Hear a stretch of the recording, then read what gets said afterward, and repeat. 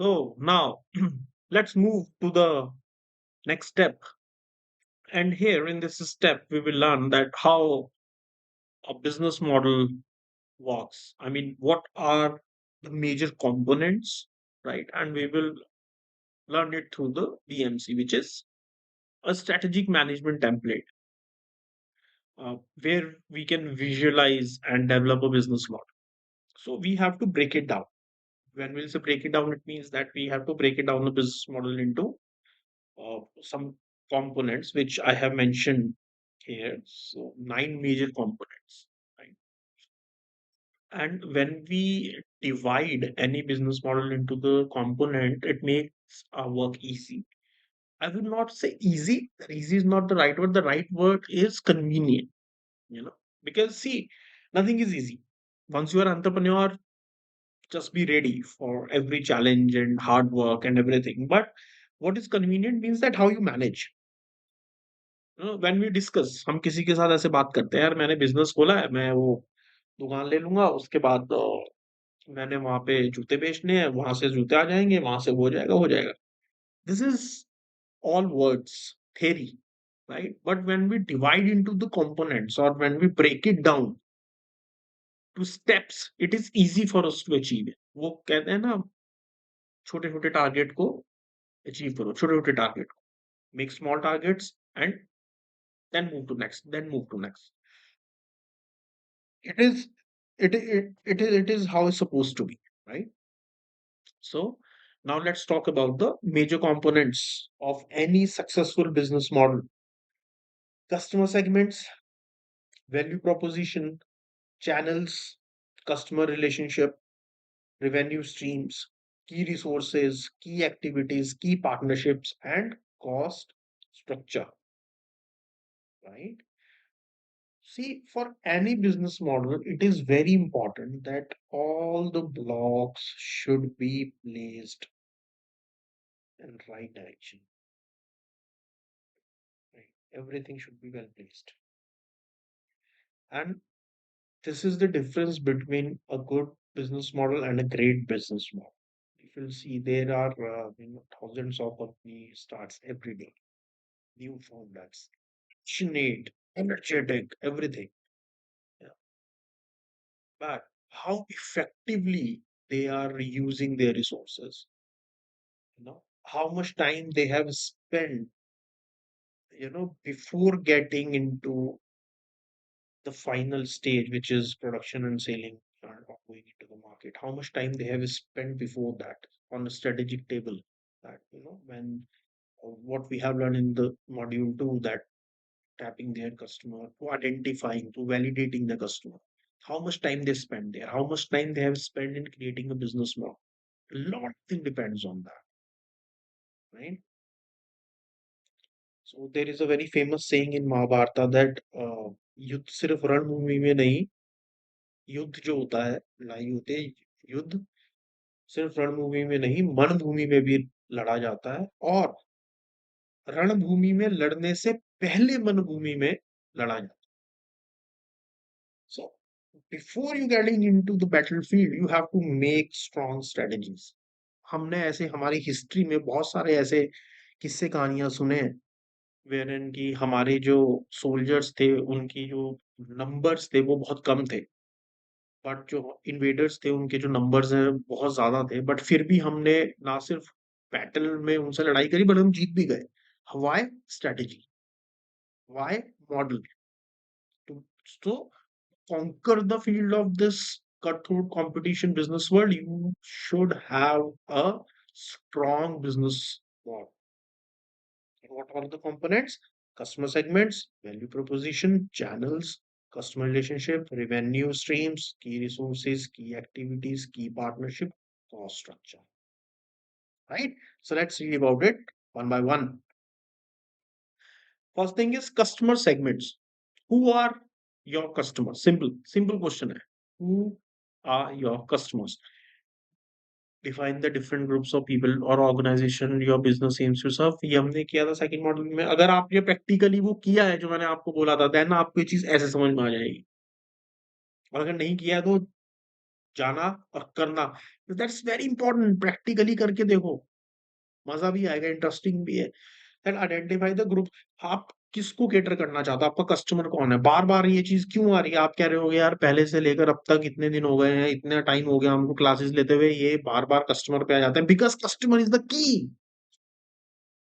Customer है तो आपके पास पैसा आ रहा है, कस्टमर है तो बिजनेस चल रहा है। कहते हैं ना, customer is God. It is very important to understand, right.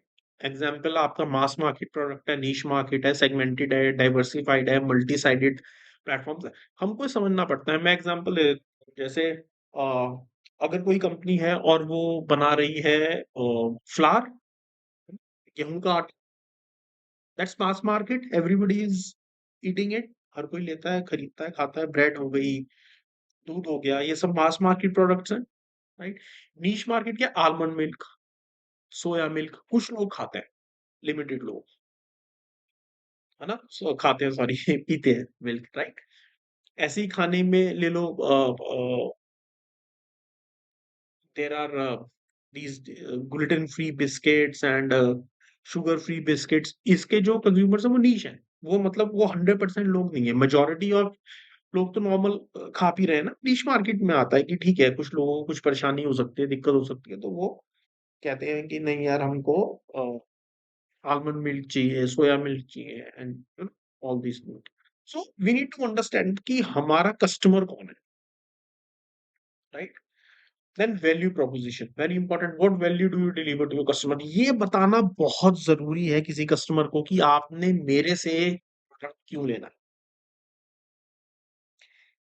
आप क्या डिफरेंशिएटर दे रहे हो अपने कॉम्पिटिटर से, how you are different from your competition, right. अगर आप मिल्क दे रहे हो, अगर आपने नई मिल्क कंपनी खोली है, तो एग्जिस्टिंग मिल्क कंपनी से क्या बेटर है,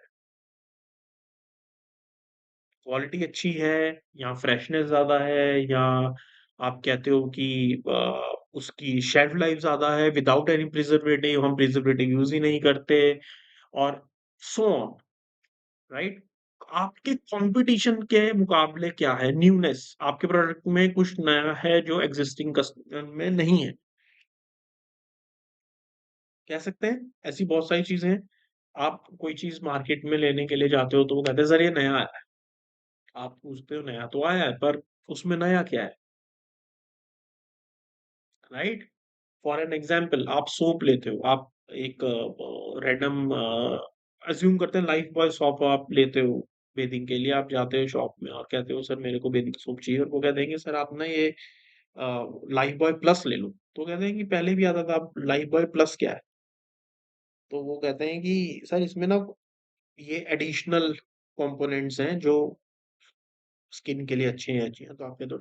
एक बड़ी अच्छी इंटरेस्टिंग स्टोरी है, मैं आपको इससे बताता हूँ कि may be you able to understand कि जो गोदरेज था ना, है ना, सो गोदरेज कंपनी काफी पुरानी है, उनकी हिस्ट्री 100 साल से ज्यादा पुरानी है, एंड हम उनको लॉक्स के लिए भी जानते हैं, है ना, गोदरेज को तालों के लिए जानते हैं, उनके अलमीरा उनकी भी बहुत बहुत अमेजिंग एक क्रेजी जर्नी रही है, you should read about it, you no.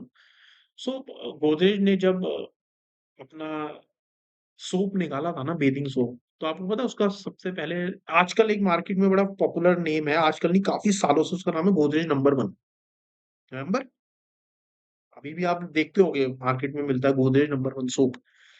But initially when they launch the soap ना, they named it, they named one of their soap is Godrej number 2। Yes, you heard me right, Godrej number 2। उसके पीछे Godrej company की strategy ये थी कि हम पहले Godrej number 2 launch करेंगे, इसको थोड़े साल बेचेंगे और फिर लेकर आएंगे गोदरेज नंबर 1, सो दैट कि कंज्यूमर जो है वो ज्यादा अट्रैक्ट होगा कि यार पहले नंबर 2 आता था, ये नंबर 1 आया, इसमें कुछ खास है। That's how you need to create value proposition, right. So ये होता है वैल्यू प्रोपोजिशन क्रिएट का।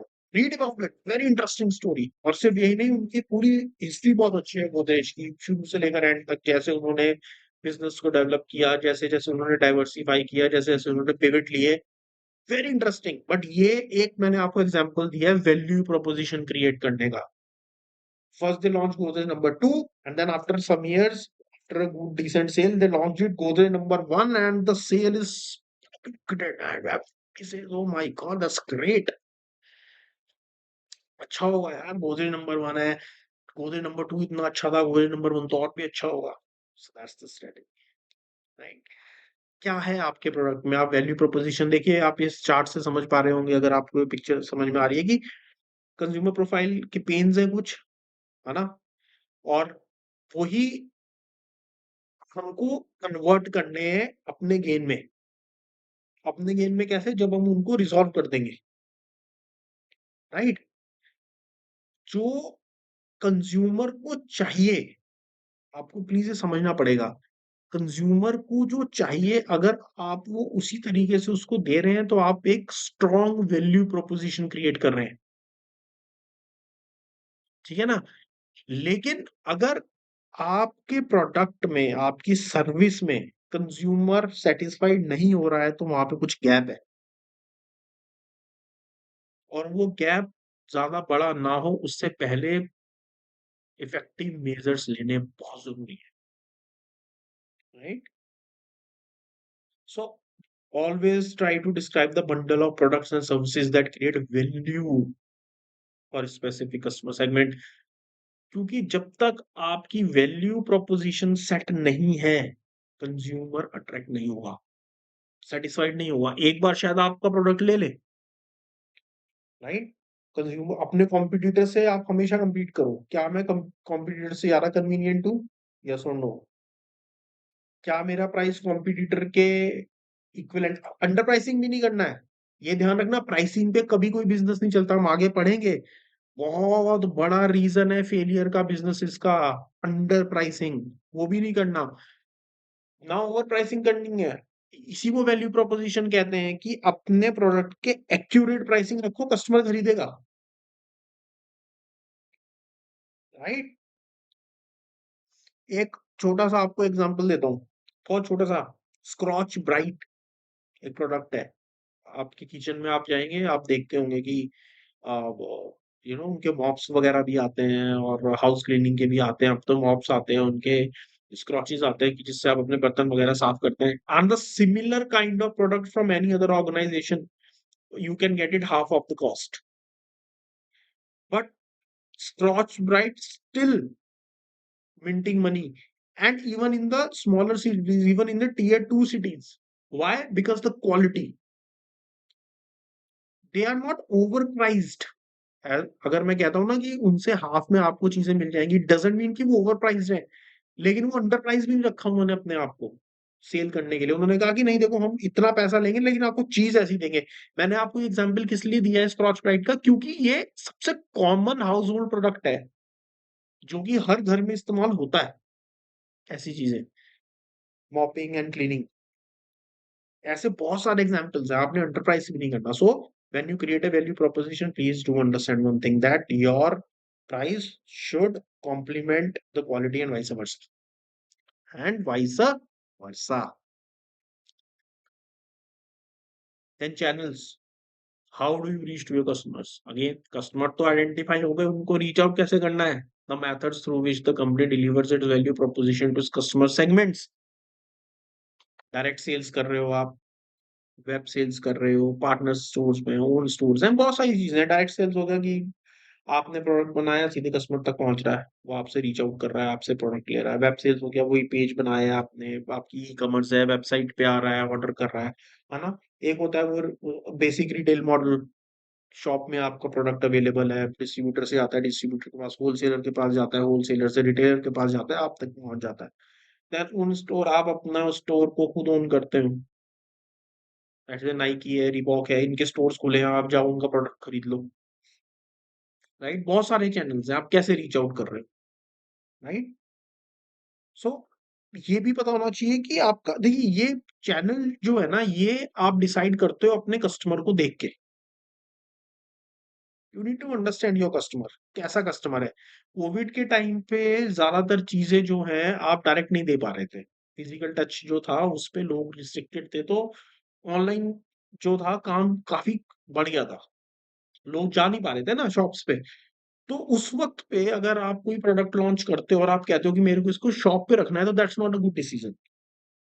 मैंने ये पेन बनाया, मैंने बोला कि मेरे को ये पेन बेचना है, लेकिन 2020-21 में बेचना है, जब कोविड का फर्स्ट वेव आया था, फिर सेकंड वेव आया था, उस ड्यूरेशन में मैंने ये पेन लॉन्च किया। कोई बात नहीं, कोई दिक्कत नहीं है, लॉन्च करो आप, है ना?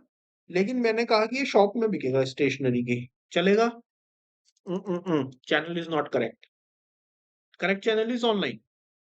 आप ऑर्डर कर दो वेबसाइट पे, मैं घर दे जाऊंगा, आपके घर आ जाएगा, उसके बाद आप इसको सैनिटाइज कर देना। और आप अगर आपने एक चीज और ऊपर से ऐड कर दी है, यार हम इसको सैनिटाइज कर देंगे। सो channel, which channel you are reaching out to your customer, very important, very important, right? So first three components: customer segments, value proposition, and channels.